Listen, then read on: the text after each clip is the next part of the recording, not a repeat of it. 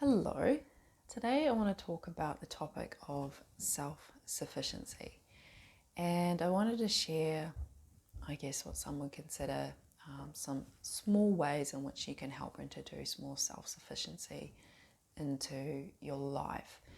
And, for those of you that have been living in a little shack off-grid for 20 years, that is awesome. However, majority of modernity / modern society is very far from going to that place. And there can be a tendency, depending on your personality type, to be a little bit perfectionist when it comes to embarking on a particular lifestyle or a way of being or stepping into your integrity. And so one, does have to take somewhat of a balanced approach in being and getting, should I say, to a particular place. So the purpose of this is just to make some suggestions of ways in which you can introduce more self-sufficiency into your life.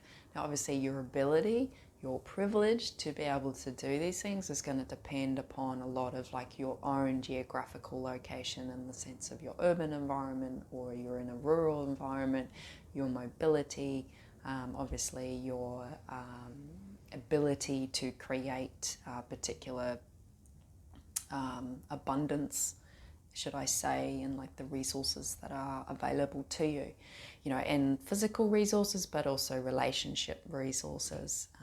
When we talk about resources, we don't always tend to think about how relationships to people can be a resource. Not that you seek out relationship for the purpose of that, but obviously depending on the people in which you connect with and you surround yourself with, they can help lift you up into the direction of where you're going and who you are, or sometimes they can pull you away from that. So again, it just depends on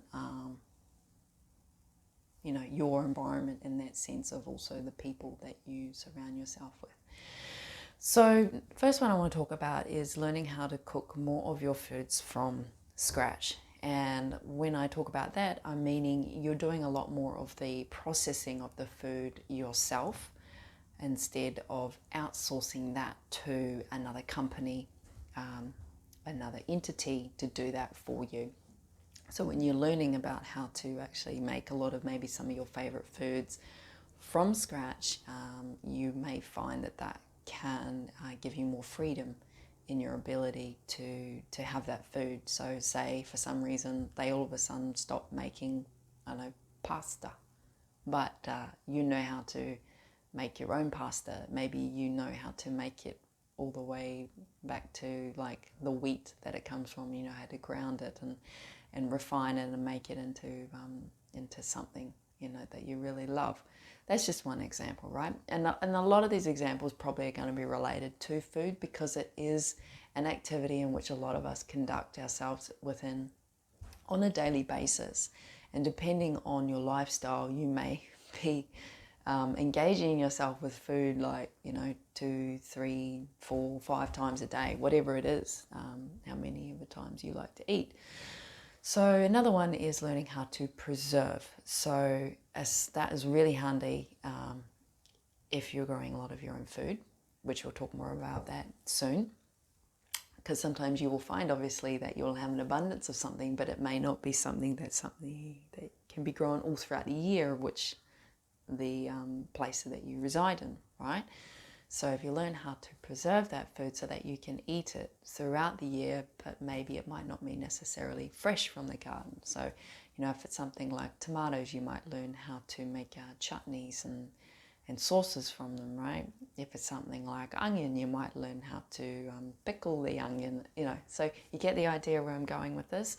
Obviously, saving your jars and whatnot from some of the foods you buy is going to help with things like preserving, but also learning not just necessarily about preserving something in a jar, but how do you actually store your food really well. I have a really good friend in New Zealand, and it's a lot colder where she lives than where I reside, and she grows a lot of her food. She would say that she eats about, her diet consists of about 90 to 95% of the food in which she grows, which is amazing, right?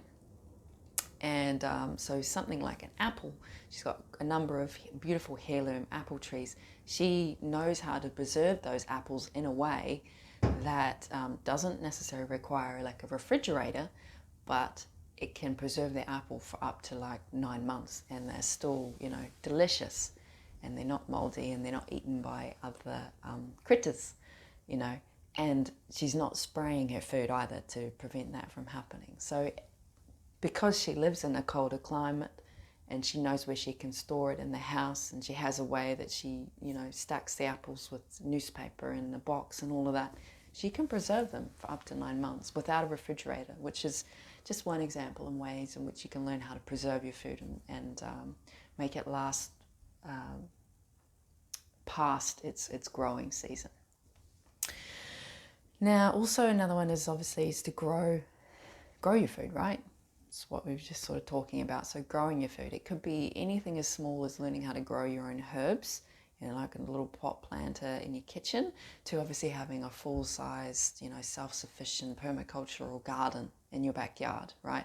And going back to what I said at the start, your ability to do that and how that's going to look for you is going to depend on your resources and your privilege that you have to access, you know, your own abundance with that. Another way, obviously, to become more self-sufficient is to eat more seasonally.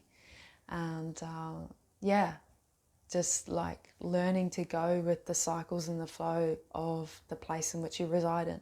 Some places in the world might have 4 seasons. Some places in the world only have 2 seasons.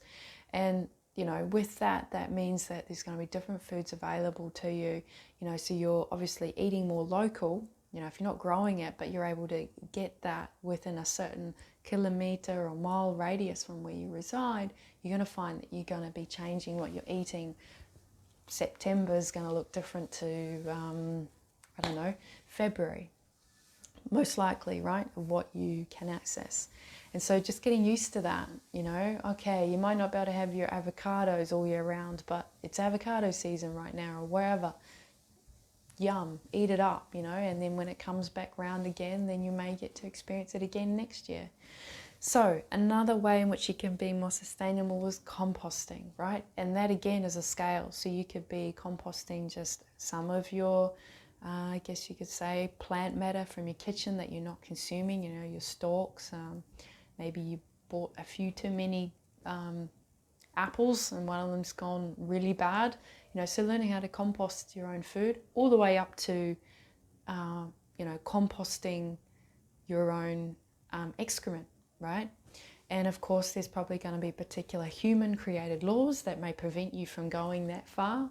I don't know. You have to look into your own local laws as to whether you're allowed to have your own composting toilet outside, or, you know, you can also nowadays even get like these indoor toilets. So again, yeah, learning how to compost, you know, we talked about food, we talked about excrement, but also learning about like what things in your garden can you compost, you know, if you're trimming particular plants or deciding that you don't like where that plant is residing, it doesn't work well with the ecosystem of your garden, you know, how can you compost it and somehow get those nutrients back into the soil. Now another one is saving seeds. Now, obviously, we always, you know, there's the preference of the non-GMO, the organic, you know, the heirloom ones. So when you're purchasing foods or you're growing foods and when you're eating them, doing what you can to then like save those seeds so that then you can grow them again. Obviously, a lot of the foods that are growing now, the seeds don't grow another food, which is not a really good thing when you're thinking about like ecosystems and reciprocities and cycles of life. However, you can get your hands on really good seeds, really good produce, really good food growing in your garden. You'll be able to find that you can start saving seeds and you can start trading them with people, and that's really lovely too. So another way in which you can become more self-sufficient is, I guess, the concept that people might have of things like timeshare, community gardens, co-ops. So sort of organizing groups, I guess you could say, organizing entities, in which it's obviously a lot of community involvement. There might be more focus on time sharing. There might not be as much of a focus on selling and buying of goods. It could be more of a trading thing, which you'll have to look into your own local laws around whether that is allowed or not. As some of us are aware, those sort of concepts are frowned upon by particular governments because it's very hard for them to be able to tax and resource and whatever of that. We won't go into that topic. But yes, have a look in your local community if those sort of things are available to you. And if not, maybe you'll be inspired to start something yourself. Okay, another one is making your own personal care and cleaning products. So it's sort of going back to how I said at the start, making things from scratch. So learning about the main ingredients that you may need to create something that you may already be using. Maybe it could be even a natural product that you're already buying, natural in the sense that maybe it has very limited ingredients, there's not really any chemicals in it. You know, what's natural, not natural, that's a little bit of a blurred line, right? It's a little bit subjective, but I'm sure you're getting the essence of what it is I'm portraying here. And maybe then you can even learn, okay, so if they use these ingredients, how can I make it myself? That's another step even further, is learning about how you can make those things yourself. And, if you're eating well and you're taking good care of yourself, I know that's easier said than done sometimes. You may find that you might not need as many personal care products. You may find, with your home that it's actually better for your health to make your own products. Often people do have allergies with a lot of products that they're using, and they may not even realize it, especially when you're putting things on your skin, when you're spraying chemicals in your home, all of that sort of stuff. So, obviously not only does it make it more self-sufficient, but you may find it's actually better for the health of your home and your family when you learn how to make a lot of that yourself. Okay, also another one is learning how to make natural remedies. Again, I'm not a medical practitioner. I'm not saying that you're going to cure everything by learning how to, make your own natural remedies. But sometimes it does pay to know a few things. Maybe there's a few things that your grandmother used to do to help, when she has a cough. I'm a big fan of learning about plants and their herbal remedies. I just did like a plant oracle video just before, and I love just learning about plants and the ways in which it can assist us with our own healing journeys. That's a whole other topic, and I don't want to go too far into that. Don't want my content to get flagged, but it may pay just to learn how to heal some things. Sometimes maybe you go to the shop and the thing that you normally buy, it's not there. So what are you going to do, right? And sometimes the natural remedies can, I'm not saying they will, actually assist the body in its healing process, because it's not usually trying to suppress what's going on, which is not a very good thing. Anyway, the next one I want to touch on is learning how to sew.